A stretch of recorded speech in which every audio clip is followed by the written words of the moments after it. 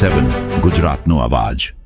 નમસ્કાર દર્શક મિત્રો, i7 ન્યૂઝ ગુજરાતીની સાથે હું છું આપની સાથે પાયલ બામભણિયા। તો જોઈએ આજના મહત્વના સમાચાર।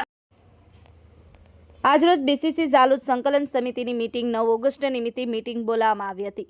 તેમાં ઝાલોદ તાલુકાના બીસીસીના સભ્યો તેમજ આદિવાસી પરિવારના આગેવાનો તથા વિવિધ સંગઠનો તેમજ પાર્ટીઓ સાથે જોડાયેલા આદિવાસી સમાજના આગેવાનો ઉપસ્થિત રહ્યા હતા।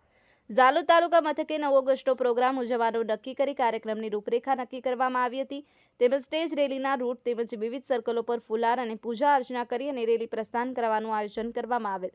સર્વસંમતિથી તાલુકા ક્વિનરો તરીકે નીલમબેન વસૈયા, હિતેશભાઈ નીનામા, વિકસિતભાઈ સાંગડાની સર્વે સમિતિથી નિમણૂક કરવામાં આવેલ છે અને ઝાલોદ ખાતે તાલુકા કક્ષાનો પ્રોગ્રામ ઉપર મુજબના આયોજન મુજબ કરવામાં આવશે। જેની તમામ આદિવાસી પરિવારના ભાઈ બહેનોએ તેમજ વડીલોએ આ કાર્યક્રમમાં ઉપસ્થિત રહેવા માટે આયોજન સમિતિ દ્વારા જોહાર તેડ્યું છે।